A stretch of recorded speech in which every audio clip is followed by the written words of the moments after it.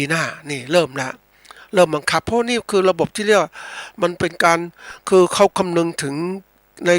ระบบของการเกษตรสมัยใหม่นะถ้าระบบเกษตรใดที่มีการทำลายสิ่งแวดล้อมต่างๆที่เกิดขึ้นทำให้โลกมันเสียไปเนี่ยสิ่งแวดล้อมเสียสภาพไปเนี่ยเขาก็เลยมีการบีบบังคับจะไม่ซื้อสินค้าประเภทนี้อีกนี่แล้วก็ต่อต้านด้วย เพราะนั้นวันนี้ถ้าเรามองว่าเราผลิตไปเต็มที่แล้วโอ้ทำได้ดีเลยแต่ขายไม่ได้ทำไงเพราะผู้ซื้ออยู่ในแถวนู้นน่ะเขาจะเลือกซื้อสินค้าที่ไม่ก่อให้เกิดปัญหาเกิดขึ้นที่เกิดว่าเป็นการทำลายสิ่งแวดล้อมต่างๆทำลายป่านี่แหละเพราะวันนี้ป่าเนี่ยถูกทำลายมากนะท่านผู้ฟังประเทศไทยที่เคยมีป่าดีๆเนี่ยไปหมดแล้วนะอย่างแต่ก่อนมีไม้สักเดี๋ยวนี้เป็นไงนะมันไม่มีแล้วเห็นไหมมันเป็นอะไรที่แบบเราเองคือไม่ได้คิดการไกลเราต้องคิดเวลาคำนึงถึงอะไรต่างๆโลกปัจจุบันเนี่ยเขาเริ่มมีระบบของการแซงชั่นผู้ที่ผลิตสินค้าที่สร้างความเสียหายกับสิ่งแวดล้อมต่างๆหรือปล่อยคาร์บอนไดออกไซด์สู่บรรยากาศมากเนี่ยเขาจะมีการแซงชั่นไม่ยอมซื้อนะถ้าคุณจะขายนะก็ต้องเป็นสินค้าที่เป็นออร์แกนิกอย่างเนี้ยเป็นอินทรีย์อย่างเนี้ยอะไรก็ตามที่เกิดการปรุงแต่งมากมายทีเดียวทำลายสิ่งแวดล้อมต่างเนี่ยเขาเริ่มแล้วเนี่ยโดยเฉพาะ EU เนี่ยกลุ่มสมาคมสหภาพยุโรปเขาเริ่มทำดำเนินการเพราะนั้นผู้ปลูกยางไทยเนี่ยก็ขายไม่ได้แล้วนี่คือตัวอย่างองค์ความรู้ที่เราต้องมีเพราะว่าเรามีเนี่ยเรามององค์ความรู้เราก็คิดว่าความรู้ขนาดนั้นน่ะดีแล้วล่ะนะไม่ได้มองถึงว่าสิ่งต่างๆจะเปลี่ยนแปลงยังไงบ้างอย่างวันนี้บางประเทศก็เริ่มที่จะอย่างกรณีของการปลูกฝ้ายนะเขาก็เริ่มดูว่ามันใช้ทรัพยากรมากใช้นู่นนี่มากมายทีเดียวนะเขาก็เริ่มที่จะอุตสาหกรรมฝ้ายเนี่ยก็เริ่มที่มีปัญหาแล้วนะเขาเริ่มมีปัญหาอย่างนี้นี่เพียงการยกตัวอย่างเท่านั้นเพราะฉะนั้นเนี่ยเรื่องของการที่เราจะมีข้อมูลต่างๆเนี่ยมันต้องมีข้อมูลที่องค์ความรู้ที่ในปัจจุบันแล้วก็ประกอบองค์ความรู้ในอนาคตเพื่อเป็นตัวตัดสินใจไม่ใช่ก้มหัวอยู่กับปัจจุบันแต่ไม่มองอนาคตมันไม่ได้คนเราต้องมองอนาคตคือเป้าหมายที่เราต้องการไปถึงใช่ไหมว่าจะเป็นนู่นเป็นนี่จะไปนู่นถึงนี่มันประกอบด้วยอะไรบ้างภารกิจอะไรต้องเตรียมการต่างๆเพราะนั้นไม่ใช่คนที่จมอยู่กับปัจจุบันข้อมูลหนึ่งนี่คิดว่าดีขนาดนี้แต่ข้างหน้าไม่ดีทำไงการเกษตรที่ดีขนาดนี้เป็นยังไงนะมันต้องคิดต่อนะท่านผู้ฟังยิ่งเรามองโลกเนี่ยโอ้ที่บอกข้างหน้าเนี่ยการพัฒนาการเกษตรของเราหรืออุตสาหกรรมเกษตรของเราเนี่ยมันมีเงื่อนไขมากมายทีเดียวเลยเพราะอะไรรู้ไหมเพราะว่าประเทศไทยเนี่ยไม่ใช่เป็นก็เรียกอยู่ในประเทศแต่ผู้เดียวนะมันมีการเปิดเสรีการค้าสินค้าเกษตรออกเข้าออกในประเทศต่างๆและการขนส่งที่รวดเร็วมันก็เกิดการเขาเรียกว่ากระทบกระเทือนถึงรวดเร็วมากเพราะนั้นเราผลิตอะไรก็ตามต้องดูต่างประเทศด้วยว่ามันจะผลิตมาแบบนี้แข่งกันเราไหมเนี่ยเหมือนทุเรียนเงี้ยของเราดีหมดเลยตอนเนี้ยแต่ต่างประเทศก็เริ่มปลูกแล้วลำไยก็เหมือนกันเห็นไหมมันเกิดขึ้นมันแข่งขันกันหมดเลยเพราะนั้นวันนี้เราอย่าไปภูมิใจว่าเฮ้ยเราดีที่สุดเพราะดีสุดก็ลำบากแล้วมันไม่ทันสมัยเพราะนั้นต้องปรับให้เข้าใจสิ่งข้างหน้าด้วยมันจะเกิดอะไรขึ้นนะเพราะนั้นการเชื่อมโยงต่างๆข้อมูลต่างๆเนี่ยถึงเรื่องที่สำคัญมากเขาจึงต้องมีการเก็บข้อมูลนะเวลาทำอะไรเนี่ยเขาเหมือนกับว่าตัวอย่างนะท่านผู้ฟังเราจะทำงานวิจัยสิ่งข้อใดข้อหนึ่งเนี่ยเราต้องมีการเก็บข้อมูลเขาเรียกทบทวน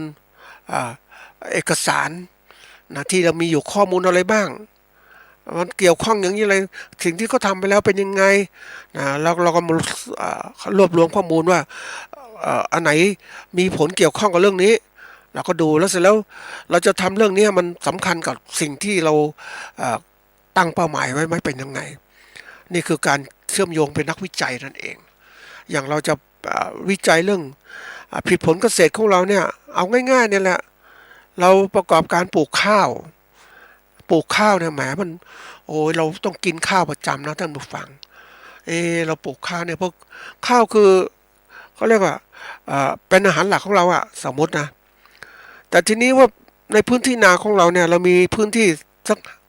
3 ไร่ถ้าสมมตินะแล้วปลูกข้าวเนี่ยแหมมันใช่ข้าวสำคัญ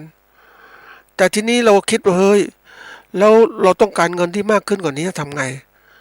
เราต้องคิดถึงว่ามีการทดลองสิปลูกแทนที่ปลูกข้าวปลูกพืชอื่นดีไหมพืชอายุสั้นที่ได้ผักให้คุณค่าให้รายได้มากๆขึ้น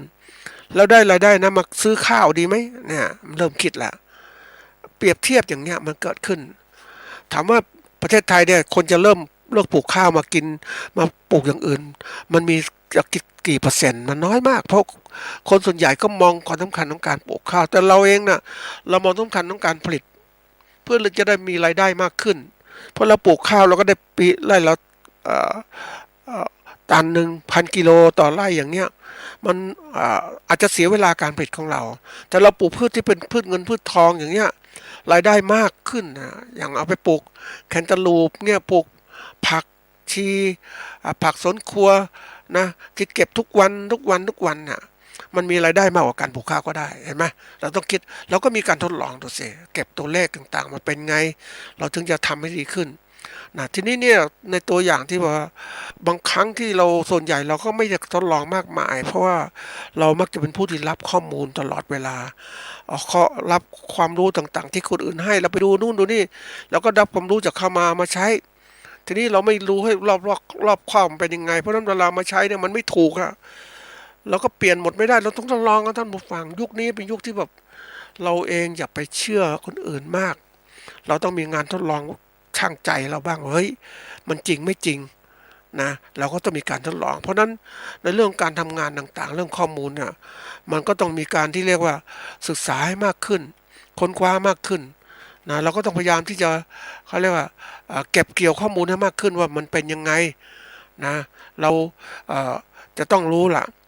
ทีนี้เรื่องของขั้นตอนเนี่ยนะที่เราจะเก็บข้อมูลต่างๆเนี่ยนะว่าจะเป็นยังไงบ้างเนี่ยนะเราก็ต้องดูว่าเอ่อเราต้องการข้อมูลเรื่องอะไรเรื่องที่เราต้องการนี่แหละนะเราต้องการข้อมูลเรื่องอะไรก็เก็บข้อมูลเหล่านั้นมาเราเก็บข้อมูลเหล่านั้นมาเจาะจงเรื่องตรงนั้นเรื่องอย่างนั้นสมมุติเราจะปลูกตอนนี้ถ้าพูดตรงๆนะท่านผู้ฟังเราปลูกโกโก้เงี้ยจริงอยู่ไอ้ประเทศอื่นๆมันจะแซงชั่นเราก็แล้วแต่นะแต่เราปลูกโกโก้เนี่ยทำลายป่าเราไม่ทำลายอนุรักษ์อยู่กับป่านี่แหละเหมือนกาแฟที่ก็ปลูกกาแฟในป่านั่นแหละนะทีนี้เราปลูกโกโก้เราก็หาข้อมูลโกโก้มาแล้วก็รวบรวมเลยข้อมูลโกโก้จากประเทศอื่นๆประเทศไหนเป็นไงก็เอามาหลายๆประเทศมาแล้วก็ผลงานวิจัยของประเทศไทยเป็นยังไงเราก็ได้ข้อมูลโกโก้มาเพราะเราตั้งเป้าเราตั้งเป้าที่จะผลิตไม่ใช่ผลิตโกโก้ขายอย่างเดียวนะท่านผู้ฟังคิดถ้าเราทำงานธุรกิจเนี่ยเราต้องคิดทำให้ครบวงจรคือแปรรูปเป็นช็อกโกแลตเลยเนี่ยขาขายเองด้วยมันถึงทำให้คุ้มค่าแต่ถ้าผลิตแบบโกโก้ขายเนี่ยแน่นอนบางทีเราก็ตกเป็นเหยื่อของพวกผู้ที่ซื้อโกโก้ไปแปรรูปเราก็ไม่ได้กำไรสูงสุดใช่ไหมเพราะฉะนั้นการให้ได้กำไรสูงสุดก็ต้องพยายามคิดทำอย่างครบวงจรคิดถึงข้อมูลเหล่านี้เกิดขึ้นมาเป็นยังไงนี่คือการทำข้อมูลจะค้นหาข้อมูลก็มานะแล้วก็เก็บโดยรวบรวมข้อมูลทั้งหมดจากแหล่งที่มีความน่าเชื่อถือนะแล้วก็เตรียมการนำมาเป็นข้อมูลของเราละนะแล้วก็ทำการเขาเรียกศูนย์รวบรวมข้อมูลคือตรวจสอบและแก้ไขข้อมูลชุดที่ได้มาที่ไม่มีคุณภาพนั้นอันไหนทำแล้วไม่ดีก็ทิ้งไม่เอาคิดไปเขาเรียกตัดไปเอาเรามองระยะยาวเวลาทำเนี่ยเก็บข้อมูลเนี่ยอย่าไปมองผลระยะสั้นนะท่านผู้ฟังอย่างผลระยะสั้นอย่างเดียวไม่พอต้องมองผลระยะกลางระยะยาวด้วยมันมีผลกำไรที่เกิดผลประโยชน์ที่เกิดขึ้นตลอดเวลาบางทีข้อมูลบางผลการกระทำหรือข้อมูลบางความรู้บางอย่างเนี่ยมันได้ผลประโยชน์ระยะสั้นได้มากจริงๆเลยแต่ระยะยาวเสียหายนะมันก็ไม่คุ้มละเราต้องคิดต่างๆทั้งหมดเนี่ยนะให้ความสนใจกับการข้อมูลอันนี้เริ่มแล้วเรามีข้อมูลแล้วนะแล้วก็สร้างที่เป็นแหล่งรวบรวมข้อมูลทั้งหมดแล้วนะ ว่ามันมีแล้วนะแล้วก็เริ่มมีแบ่งกลุ่มงานข้อมูลของเราจะทำโกโก้ข้อมูลอันที่หนึ่งคือเรื่องของการที่ว่าข้อมูลเกี่ยวกับการผลิตต้องมีข้อมูลเกี่ยวกับพันธุ์โกโก้นะอ่ามีข้อมูลเกี่ยวกับว่าพื้นที่ปลูกของเราเป็นยังไงนะการจัดการปุ๋ยหรือยาฆ่าแมลงเป็นยังไงการดูแลจัดการเป็นยังไงนะให้มันโตขึ้นแล้วก็การเก็บเกี่ยวมาทำอย่างไรอันนี้ตัวอย่างนะแบ่งข้อมูลเป็นกลุ่มๆอันถัดมาข้อมูลเกี่ยวกับการแปรรูปก็ต้องมีข้อมูลแปรรูปโกโก้ให้เป็นช็อกโกแลตยังไงเป็นอย่างอื่นอย่างไรนะอันนี้เป็นตัวอย่างแล้วก็ข้อมูลเรื่องการตลาดจะทำอย่างไรตลาดโลกเนี่ยตลาดภายในประเทศเป็นไงตลาดต่างประเทศเป็นไงเราต้องเก็บข้อมูลเหล่านี้นะทีนี้เราได้ละเราก็เริ่มที่จะเขาเรียกว่ารวบรวมแล้วแยกแยะข้อมูลละเป็นหมวดเป็นกลุ่มเป็นเรื่องเป็นราวนะแล้วก็มันจะช่วยลดการที่เราจะคัดแยกข้อมูลได้นะอันถัดมาก็คือเริ่มที่จะสร้างมาตรฐานของข้อมูลคือการวิเคราะห์ข้อมูลจะทำให้มีความเข้าใจข้อมูลนั้นมากขึ้นนะข้อมูลต่างๆที่ดีก็จะเก็บไว้ข้อมูลที่ไม่ดีก็เทิมทิ้งไปคือมันต้องมีมาตรฐานนะคำว่ามาตรฐานคือการกำหนดที่สิ่งที่เราได้นั้นนะในเกณฑ์ที่เรายอมรับได้นะถ้ามันมาตรฐานต่ำมันก็ทิ้งไปแล้วมาตรฐานที่ดีเข้ามารวบรวมข้อมูลแล้วก็มาทำการตรวจสอบข้อมูลคือความเข้าใจข้อมูลว่ามันมีความสำคัญกันยังไงบ้างมันสัมพันธ์กับพื้นฐานที่เรามีอยู่ไหมสัมพันธ์กับองค์ประกอบอื่นๆไหมนะเพื่อที่จะไม่ให้เกิดความผิดพลาดของการนำข้อมูลไปใช้มันจะเริ่มการเขาเรียกเริ่มการที่จะรู้ว่าข้อมูลไหนดีไม่ดีแล้วนี่คือการตรวจสอบนะอย่างแรกๆเราก็เหมือนกับว่าเราไปหาข้อมูลจากหน่วยงานภาครัฐเก็บเป็นข้อมูลเอกสารต่างๆมาแล้วก็ได้แล้วก็หาข้อมูลจากต่างประเทศเป็นยังไงในผลงานตีพิมพ์เปเปอร์ต่างๆทั้งไงข้อมูลจากเอกสารตำรับตำราต่างๆก็มาเขียนเอาเรื่องราวต่างๆมาเอามาดูซิเป็นยังไงอันไหนเริ่มที่จะดีไม่จริงไม่จริงไม่จริงก็ต้องเริ่มรู้ละทีนี้มันก็เริ่มขั้นตอนต่อมาคือเริ่มการขจัดความซ้ำซ้อนข้อมูลซ้ำซ้อนเป็นเหตุอย่างหนึ่งที่ทำให้เกิดความไม่ถูกต้องของข้อมูลนะเราก็ต้องมีการจัดการข้อมูลหรือองค์ความรู้ที่ซ้ำซ้อนนะไม่มีคุณภาพก็เริ่มที่จะอาจจะทำให้เราผิดพลาดได้เราก็เริ่มตัดทิ้งไปและกำจัดข้อมูลที่ซ้ำซ้อนนะโดยการที่มีเกณฑ์มาตรฐานของการที่จะเลือกข้อมูลไหนดีๆก็เก็บไว้แรกๆคนส่วนใหญ่ก็เหมือนอาจจะเป็นเหมือนกันว่าเวลาเราได้ข้อมูลได้มาเยอะแยะแล้วนะเอาแล้วก็เก็บแล้วถ้าเราเก็บมาแล้วไม่แยกมันก็ทำให้รกเราก็รู้จักแยกแยะแล้วก็มันอ่านทีละส่วนไหนดีก็เก็บไว้ไหนไม่ดีก็ทิ้งไปแล้วนี่คือได้องค์ความรู้แล้วนะ ข้อมูลข่าวสารที่เป็นความรู้แล้วก็เริ่มที่จะเขาเรียกว่ามากำจัดนะคือขจัดความซับซ้อนแล้วก็สะสางสิ่งที่ไม่มีคุณภาพออกไปคือข้อมูลที่ไม่มีคุณภาพก็ต้องตัดทิ้งไปนะโดยเฉพาะอย่างยิ่งข้อมูลบางส่วนที่มันไม่ทันสมัยแล้วเนี่ยเราก็ต้องตัดทิ้งไปบางครั้งมันก็เก็บนะยุคเก่าๆเนี่ยเวลาทำงานวิจัยทางการเกษตรหรืออะไรต่างๆมันจะมีข้อมูลเป็นกระดาษมากมายทีเดียวเลยเราก็จะคัดเรื่องข้อมูลหรือองค์ความรู้ที่ดีเก็บไว้นี่ก็ไม่ดีก็ทิ้งไปนะเหลือที่สำคัญเหล่านั้นน่ะก็เริ่มที่ว่ามาคัดเลือกรวบรวมแล้วเขียนเป็นองค์ประกอบความเชื่อมโยงของข้อมูลก็เรียกว่าเป็นการทบทวนเอกสารที่ข้อมูลที่องค์ความรู้ที่ดีที่สุดน่ะเก็บไว้ในเสียงที่เราจะนำมาใช้เป็นตัวเปรียบเทียบ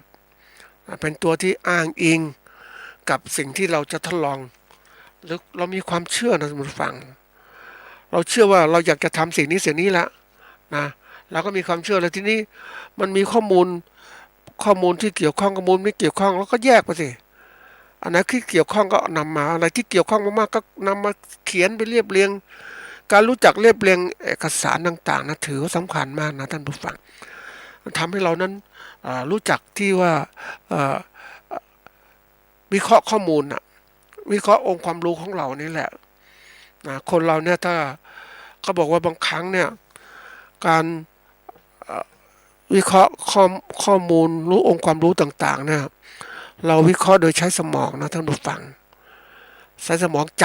ำแยกแยะนะอย่างเนี้ยนะทีนี้มันเยอะมันก็ทำให้การตัดสินใจหรือมองข้อมูลไม่ออกเราก็ต้องเปลี่ยนจากการจำอย่างเดียวนะมาอยู่ในเอกสารสิ่งพิมพ์เอกสารสิ่งพิมพ์ก็มีหลายๆอย่างที่เขียนมาทีนี้เราเองต้องมารวบรวมเขียนในตัวเราเองจะเริ่มละเริ่มเป็นนักวิจัยนั่นแหละมันจะเก็บอันนี้ตรงเรื่องนี้อันนี้ไม่ตรงอันนี้ไม่จริงอันนี้จริงเราก็เก็บมาเขียนเป็นเรื่องเป็นราวให้มันเป็นแบบอ่าเป็นบทความอ่ะท่านผู้ฟังเป็นอย่างนี้เป็นบทความเป็นการทบทวนองค์ความรู้ที่เรามีอยู่ว่าอันเนี้ยมันเรารวบรวมได้เท่านี้แหละ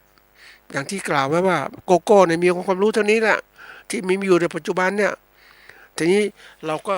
สิ่งที่มันขาดไปล่ะเราเริ่มมองออกแล้วว่าเฮ้ยข้อมูลตัวไหนที่ยังองค์ความรู้ไหนที่ยังมันขาดไปในสิ่งที่เรามีอยู่นะมันไม่มีเลยก็ต้องค้นคว้าเพิ่มเติมแต่หาแล้วไม่มีอันนี้แหละต้องเริ่มทดลองต่อแล้วเพราะเราอยากจะเป็นผู้ประกอบการโกโก้เอ่อที่ผลิตช็อกโกแลตขายแล้วเนี่ยนะเราต้องเก่งอย่างนี้ต้องทำงี้เราก็เริ่มคิดละวางแผนเพราะนั้นมันก็เริ่มเข้าสู่กระบวนการอะไรรู้ไหมเรามีองค์ความรู้แล้วเนี่ยที่เรามีอยู่ขนาดนี้แต่เป็นความรู้ที่เขาเรียกค้นคว้าอ้างอิงมาจากสิ่งต่างๆมาจากที่ต่างๆแต่ทีนี้เราต้องการเออทำด้วยตัวเองละเริ่มที่จะทำข้อมูลด้วยตัวเองก็คือเริ่มมีการศึกษาค้นคว้าการทดลองเราเองทำยังไงเรามีความเชื่อว่าสมมุติว่าในบทความที่เขามีการทดลองพันธุ์โกโก้เนี่ยโหพันธุ์นู้นพันธุ์นี้ดีนี่ดีเขาเขียนบทความนี้ก็ว่าพันธุ์นี้ดีบทความนั้นดีมันปลูกแต่ละที่จังหวัดต่างๆทีนี้เรามาอยู่ที่ใดที่หนึ่งของเรานี่แหละเราก็ต้องเฮ้ยเอามาทดลองสิพันธุ์นู้นดีไหมเอาพันธุ์นู้นมาไอ้พันธุ์อีกที่หนึ่งเอามาดิมาปลูกตรงนี้ปลูกที่เดียวกันก็เก็บข้อมูลว่าปีแรกเจริญเติบโตอย่างไรปีสองยังไงดูแลรักษาไงปีสามให้ผลผลิตอย่างไรมันดีไม่ดีเติบโตดีไม่ดีมันตอบสนองต่อดินต่อปุ๋ยที่มีอยู่ไหมเรามีสูตรทดลองปุ๋ยก็ใส่ลงไปด้วยแล้วแต่เราละทีนี้ครบปีที่สี่ที่ห้าเราก็สามารถได้ข้อมูลมาแล้วข้อมูลว่าพันธุ์ที่ปลูกที่เหมาะสมในพื้นที่เราเนี่ยมีพันธุ์นี้พันธุ์นี้เนี่ยเราก็ได้แล้วนี่คือการสร้างองค์ความรู้ใหม่เกิดขึ้นเรามีองค์ความรู้เดิมที่มีอยู่เราคัดเลือกความรู้ที่ดีที่สุดเอามาที่ไม่ดีก็ทิ้งไปแล้วก็เอามาแล้วมาใช้เพื่อที่เปรียบเทียบว่าเราจะทดลองเอาความรู้ใหม่เกิดขึ้นว่ามันดีกว่าเดิมไหมกับความรู้ที่เขาทำไว้แล้วเนี่ยนี่คือการสร้างองค์ความรู้ใหม่ที่เกิดขึ้นองค์ความรู้ใหม่นี่มีผลต่อการเขาเรียกว่าทำงานของเรานะท่านผู้ฟังคนเราเนี่ยจะเคยศึกษาเรื่องของการเป็นนักทดลองเนี่ยแรกๆมันจะทำงานลำบากนะคนที่ไม่เคยเป็นเขาเรียกเป็นนักทดลองหรือคนทดลองสอบถามความรู้เนี่ยน่าจะลำบากนะเพราะว่าความไม่ชำนาญต่างๆนะพวกที่เป็นนักเรียนรู้หาความรู้จากการสิ่งใดสิ่งหนึ่งด้วยการลงมือทำด้วยตัวเองนี่แหละเป็นการเรียนรู้มันจะเกิดความรู้เรื่องเนี้ยแล้วก็มันประจักษ์แจ้งกับใจตัวเองละว่ามันจริงไม่จริงยังไงนี่การเป็นนักเขาเรียกว่าเริ่มเป็นนักวิจัยแล้วเริ่มที่จะต้องเป็นนักคิดนักอะไรต่างๆเหล่านี้เกิดขึ้นด้วยการฝึกเหล่านี้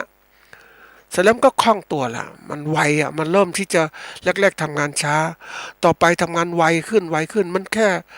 คือคนที่เขาคิดเนี่ยเคยทำงานมาก่อนนะทำงานมาก่อนทดลองนู้นทดลองนี่ปุ๊บเนี่ยมันเห็นผลเกิดขึ้นมาทีนี้ความที่เขาเชี่ยวชาญเรื่องการทำงานการทดลองมาแล้วเวลามาพิจารณาข้อมูลต่างๆเขาเห็นข้อมูลต่างๆจริงไม่จริงเพราะว่าเขาผ่านประสบการณ์ คนคนเคยผ่านประสบการณ์เนี่ยนะมาเชื่อคนนู้นนี่มันก็จะเห็นเชื่อจริงไม่จริงมันจะคัดคนที่เชื่อได้เลยคนไหนคนเชื่อคนไหนไม่ควรเชื่อนี่แหละตัวอย่างการเป็นนักวิจัยมันเกิดขึ้นในตัวเองนั่นแหละต่อไปความเชี่ยวชาญเหล่านั้นมันเกิดขึ้นมันไวต่อการรับข้อมูลข่าวสารล้ำไวต่อการสร้างข้อมูลข่าวสารและองค์ความรู้ใหม่ๆเกิดขึ้นคนที่เก่งทดลองเขาทำงานอันนี้พูดถึงการทดลองก่อนนะเขาทำงานด้วยความไวเขาคล่องตัวมากเลยเวลานั้นปุ๊บได้องค์ความรู้ใหม่ทำไม่นานก็ได้องค์ความรู้ใหม่แล้วต่อไปมันจะเก่งขึ้นเก่งขึ้นเขาก็ประสบความสำเร็จทางธุรกิจของเขาแหละเพราะองค์ความรู้เป็นส่วนสำคัญในการทำให้คนนั้นประกอบการได้สู่ความสำเร็จได้รวดเร็วเราได้ความรู้โดยตัวเราเองนะมันคนอื่นยังไม่มีใครทำนะเพราะนั้นเราก็ต้องทำเราทำได้สำเร็จเพราะนั้นมันจะเกิดความสำเร็จมากขึ้นมากขึ้นเหมือนผู้ประกอบการที่เขาเรียกว่าร่ำรวยในปัจจุบันนะทำอะไรก็สำเร็จเพราะอะไรเขาสะสมความสำเร็จทีละเล็กน้อยไปเรื่อยๆเรื่อยๆแล้วความไวเหล่านี้มันเกิดขึ้นมาเองเห็นไหมแล้วคนที่เก่งๆนะท่านผู้ฟังอันนี้เรื่องของการประกอบธุรกิจนะคนที่เก่งๆในเรื่องของการคิดการพิจารณาคนก็เช่นกันเขาผ่านประสบการณ์และการศึกษาการทดลองอะไรต่างๆเขาพยายามมองคนเนี่ยเหมือนนักจิตวิทยานะเขามองคนยังไงรู้ไหมท่านผู้ฟังมองคนปุ๊บเนี่ยเขาก็รู้เลยว่าคนนี้เป็นคนยังไงนะพฤติกรรมที่คนหนึ่งแสดงออกโดยเฉพาะอย่างยิ่งเริ่มนะบุคลิกภาพก็เป็นยังไงบ้างที่เขาแต่งได้ถึงตัวเป็นยังไงการเดินเป็นยังไงการทำการพูดเป็นยังไงแววตาเป็นยังไงนะแล้วก็สิ่งที่พูดออกมานั้นนะมีข้อมูลความคิดในสมองดีไหมอะไรไหมเขารู้วิเคราะห์ได้หมดเลยนี่คือความเชี่ยวชาญที่เกิดขึ้นนี่คือการเก็บองค์ความรู้ที่มีอยู่นะเอามาใช้ในการไปวัดความรู้ที่มีอยู่มันเป็นจริงไม่จริงอย่างไรมันมองออกนะท่านผู้ฟังมันจะเกิดความรู้สึกว่าเฮ้ยข้อมูลนี้ไม่ดีเลยข้อมูลนี้ไม่จริงเลยเพราะว่าข้อมูลมันอ้างอิงกันได้นะท่านผู้ฟังองค์ความรู้เดิมมันอ้างอิงองค์ความรู้ใหม่ได้องค์ความรู้ใหม่ก็อ้างอิงองค์ความรู้เดิมได้และใครดีกว่ากันนะมันเห็นนะถ้าเราทำเองมันจะรู้เลยว่าเฮ้ยข้อมูลเดิมๆเนี่ยองค์ความรู้เดิมๆมันไม่จริงมันหลอกลวงอ่ะแล้วถ้าเรามีความรู้ใหม่มันบอกข้อมูลเดิมที่มันมีอยู่เนี่ยมันหลอกลวงคนนะทีนี้คนไม่รู้ก็เอาข้อมูลพวกนี้มาใช้แต่ถ้าเรารู้เราก็หยุดเนี่ยเห็นไหมเหมือนเรารู้ว่าคนโกหกหลอกลวงเนี่ยเราก็ไม่เชื่อถือแล้วเห็นไหมเราก็สามารถใช้ได้เนี่ยเลยเป็นองค์ความรู้ที่สำคัญในบทนี้ถึงบอกว่าการจัดการองค์ความรู้สู่ความสำเร็จนั้นเราจะต้องมีความรู้ที่ดีหาความรู้ที่ดีมาให้มากที่สุดแล้วก็เอาความรู้ที่ดีไปใช้สร้างองค์ความรู้ใหม่ที่เกิดขึ้นความสำเร็จทางธุรกิจเป็นผลที่ชี้ว่านะเรานั้นนำองค์ความรู้ที่มีและที่ดีมาใช้มันถึงสำเร็จแต่ถ้าไม่สำเร็จแสดงว่าเขาเรียกว่าเรายังไม่เก่งเราได้ความรู้ที่ไม่ถูกต้องที่หนึ่งนะความรู้ไม่ถูกต้องอันที่สองเนี่ยการกระทำของเราเนี่ยยังไม่เต็มที่ไม่มีศักยภาพที่มากพออันที่สามเนี่ยสถานการณ์หรือปัจจัยอื่นที่มันมีอยู่มันเปลี่ยนแปลงตลอดเวลา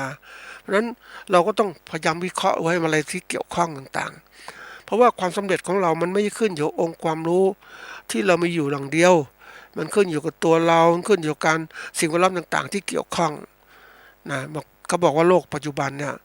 พวกของโลกมันเปลี่ยนตลอดเวลาเนาะสิ่งแวดล้อมก็เปลี่ยนตลอดเวลาระบบบริหารก็เปลี่ยนตลอดความรู้ก็เปลี่ยนตลอดเวลาเพราะฉะนั้นในความไวของการที่เราจะทำให้เรานั้นได้ข้อมูลที่ถูกต้องเราต้องเก่งอีกข้อมูลบางอย่างเนี่ยองค์ความรู้บางอย่างมันเก่าไปแล้วไม่ได้ทันสมัยเนี่ยคือตัวอย่างเพราะนั้นการเป็นผู้ประกอบการเกษตรที่จะต้องเก่งทันสมัยนะต้องหาความรู้ที่ดีๆมาใช้นะท่านผู้ฟังเราอย่าไปติดความรู้เดิมๆต้องดูหาใหม่ๆทางเกษตรกรก็เช่นกันต้องหาความรู้มาดีมาใช้ระบบเกษตรมันเปลี่ยนไปแล้วยิ่งไปเห็นข้างหน้าเนี่ยมันบีบบังคับนะท่านผู้ฟังคุณผลิตสินค้าเกษตรแบบนี้มันไม่มีคุณภาพคุณก็ขายไม่ได้เพราะระบบการค้ามันมีการกีดกันการค้ามันมีการร่างมาตรฐานสินค้าเกษตรที่มากีดกันอีกต่างหากระบบการปฏิบัติการที่ทางการเกษตรก็ถูกกำหนดอีกระบบการปลอดจากสารเคมีทางความปลอดภัยทางสินเคมีเกษตรก็มีอีก มาตรฐานสินค้าเกษตรผลิตมาก็มีอีกมาตรฐานสินค้าเกษตรแบบไหนมันบอกหมดเลยนะท่านผู้ฟังเพราะนั้นเราเองถ้าเราไม่มองสิ่งต่างๆไม่ศึกษาองค์ความรู้ใหม่ๆนะมันทำให้เรานั้นพัฒนาไม่ได้แล้วนะเราไม่สามารถจะต่อสู้กับการค้าการขายที่เกิดขึ้นในอนาคตข้างหน้านั่นคือตัวอย่างของการประกอบการที่เขาเรียกว่าเราอยากอยู่รอดก็ต้องเก่งรู้ให้ทันสมัยรู้ให้นำสมัยโลกทิศทางมันเปลี่ยนไปอย่างกรณีหลักเกษตรแบบหลักอุตสาหกรรมที่โลกใหม่ๆเนี่ยก็วางคือยุทธศาสตร์นะ BCG อย่างเนี้ยมันบีบบังคับเลยทำยังไงเห็นไหมที่จะเกิดขึ้นข้างหน้าฝากไว้เป็นข้อคิดเรื่ององค์ความรู้จัดการองค์รู้อย่างไรนะ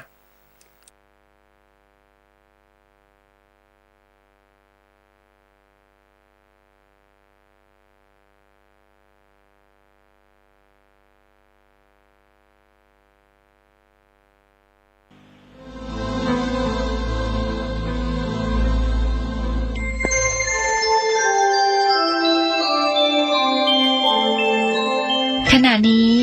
ท่านกำลังฟังสถานีวิทยุกระจายเสียง FM 104.5 เมกะเฮิรตซ์กรมการศาสนากระทรวงวัฒนธรรมขอเชิญร่วมงานมหกรรมศาสนิกสัมพันธ์มหัศจรรย์ประทีปแห่งศรัทธามหาบารมีเฉลิมพระเกียรติสมเด็จพระนางเจ้าสิริกิติ์พระบรมราชินีนาถพระบรมราชชนนีพันปีหลวงชมสวนแสงสุดตระการตาตื่นตากับสุดยอดการแสดง5ศาสนาลิ้มรสอาหารพื้นถิ่นช็อปผลิตภัณฑ์ของดีกว่า100ร้าน 17-20 สิงหาคมนี้ณหอศิลป์แห่งชาติและลานวัฒนธรรมสร้างสุขกระทรวงวัฒนธรรมสอบถามรายละเอียดเพิ่มเติมที่สายด่วนวัฒนธรรม1765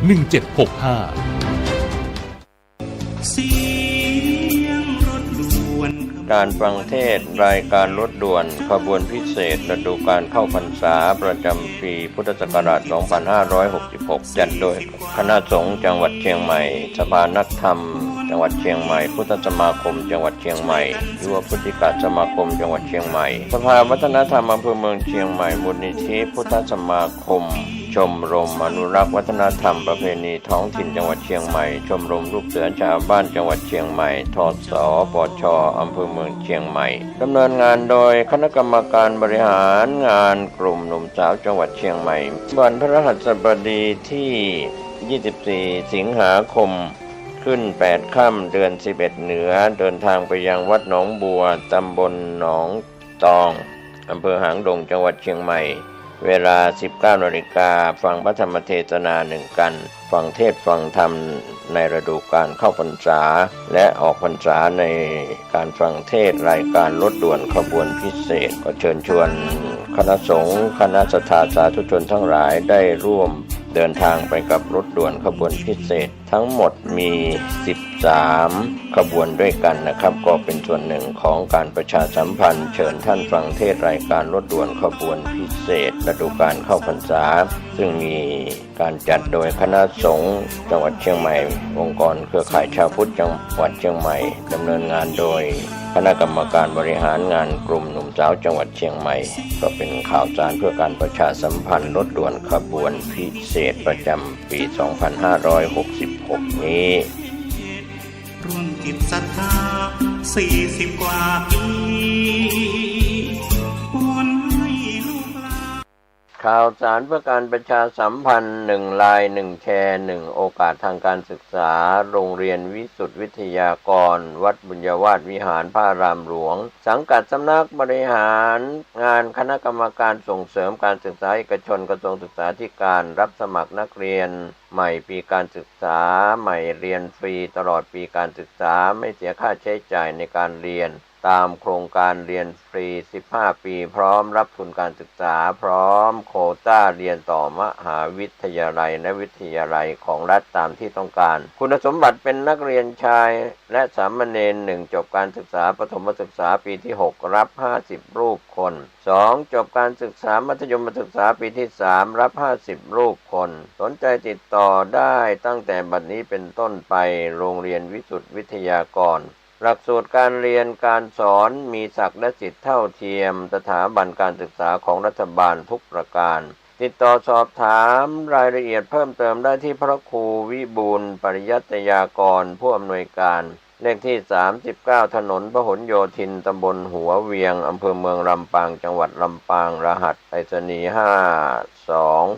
52000ติดต่อโทรศัพท์054-217-526เบอร์โทรศัพท์054-217-526ได้ในวันเวลาราชการ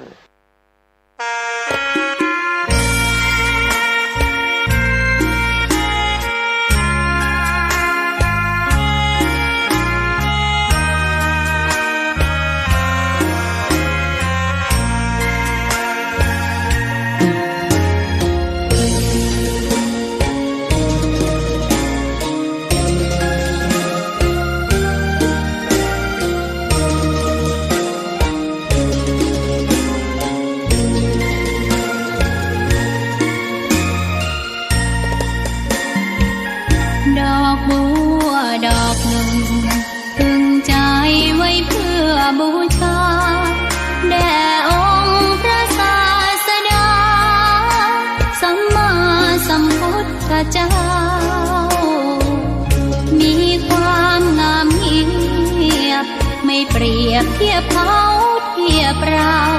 ไรมองไม่งามช่างเขาแต่เจ้าก็คือ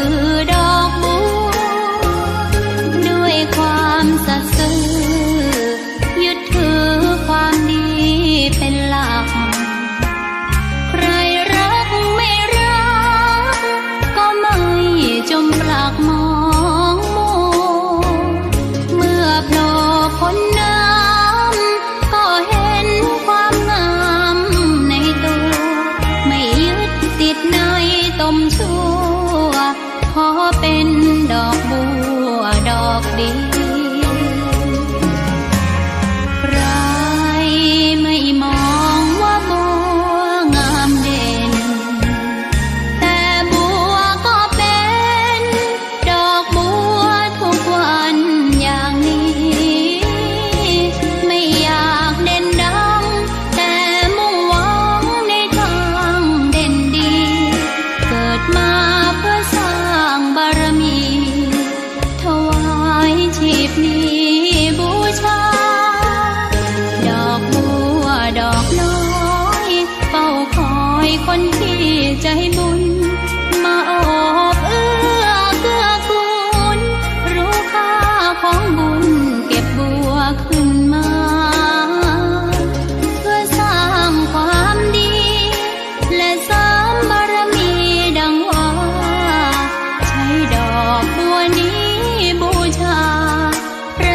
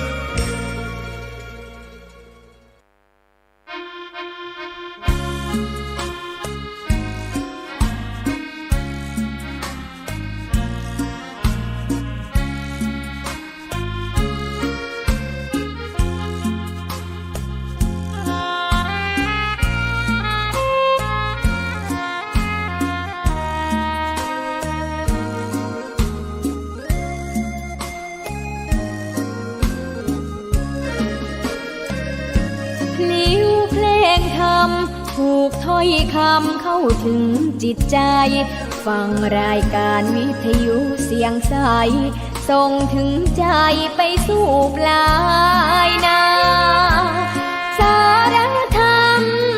น้อมนำมองพระศาสดาบอกผู้คนทั่วลาหันมาเข้าวัดฟังธรรมคลื่นเสียงนี้เป็นคลื่นธรรมะจากใจส่งถึงบ้านไกลบ้านไกลฟังได้สุขใจล้ำยามดึกดื่นค่อนคืนมีงานต้องทำเป็นคลื่นสารธรรมเน้นย้ำธรรมะเพื่อนใจเสียงคลื่นธรรมบอกหลักธรรมให้คลายความเหงาฟังเสียงธรรมะเบาเบาบอกเล่าถึงคนบ้านไกลสื่อธรรมะบอกลดละละวางด้วยใจสื่อไปถึงสวงในเข้าใจหลักธรรมหลักดี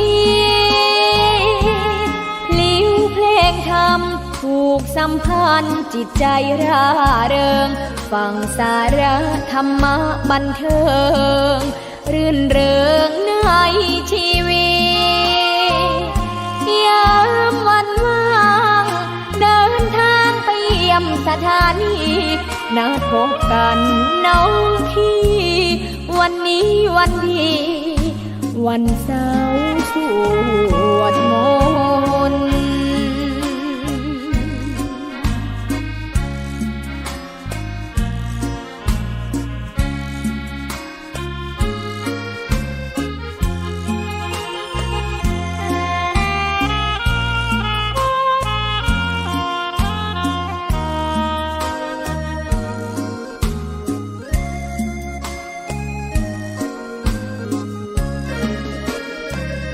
เสียงคลื่นธรรมบอกหลักธรรมให้คลายความเหงาฟังเสียงธรรมะเบาเบาบอกเล่าถึงคนบ้านไกลสื่อธรรมะบอกลดละละวางด้วยใจสื่อไปถึงสวงในเข้าใจหลักธรรมหลักดีเพลงธรรมผูกสัมพันธ์จิตใจร่าเริงฟังสาระธรรมะบันเทิงรื่นเริงในชีวิตยามวันว่างเดินทางไปเยี่ยมสถานีนัดพบกันน้องพี่วันนี้วันดีวันเสาร์สวดมนต์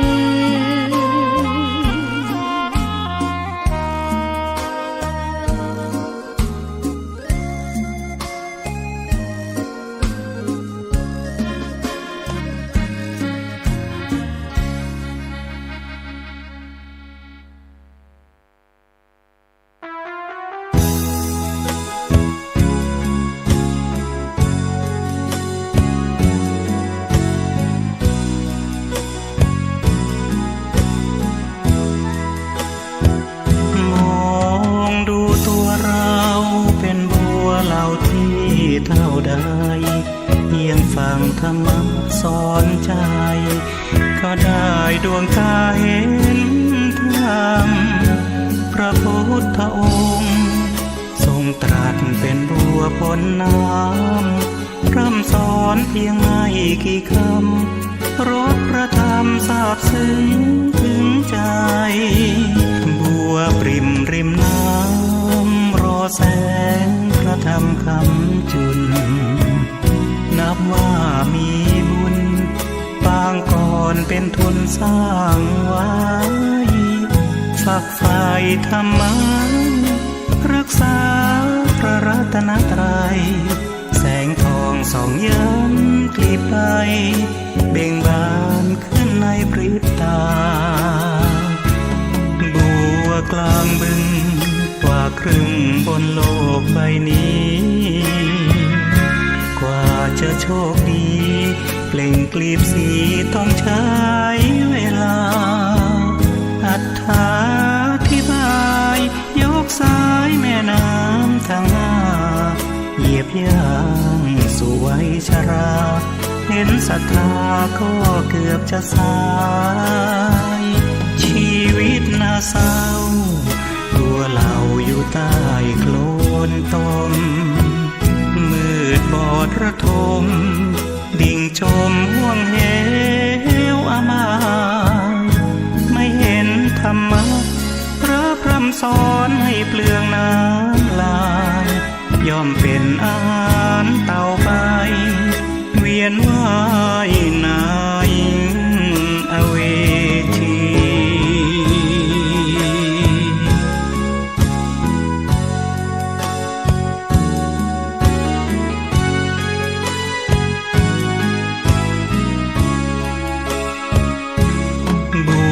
กลางบึงกว่าครึ่งบนโลกใบนี้ กว่าจะโชคดีเปล่งกลีบสีต้องใช้เวลาอธิบายยกสายแม่น้ำทางหน้าเหยียบย่างสู่วัยชรา เห็นศรัทธาก็เกือบจะสายชีวิตน่าเศร้าตัวเราอยู่ใต้โคลนตมมืดบอดระทมดิ่งจมห่วงเหวอามายไม่เห็นธรรมะ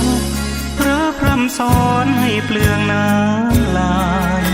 ย่อมเป็นอาหารเต่าไปเวียนว่ายนายอเวที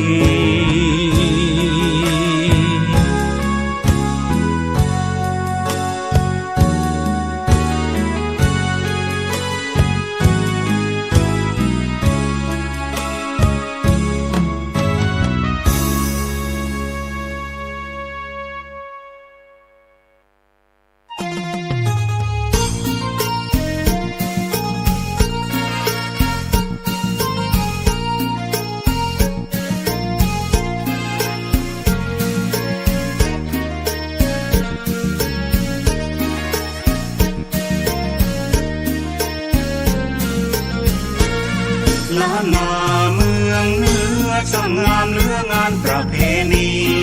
วิสาขบูชาทุกปีไหว้สาบารมีจุมสลีมาเดียวขึ้นดอยผู้เฒ่าหนุ่มสาวเด็กน้อยจุมมือกันเตียวเป็นถ้อยขึ้นบนดอยสุเทพเทวา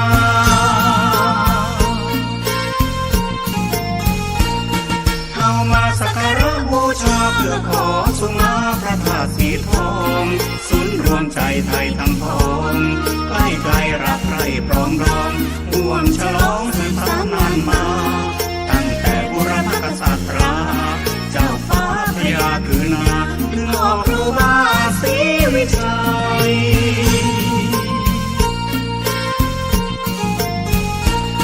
น้ำทรงพระราชทานทรงโปรดประทานจากองค์ราชาสายฝนพรั่งพรมลงมาดังน้ำมนต์องค์เทพเทวาหลั่งจากฟ้ามารวมอวยชัยฉลองถาดทองอำไทยชุ่มเย็นรื่นรมหรือไทยสุขสมใจได้ร่วมงานบุญ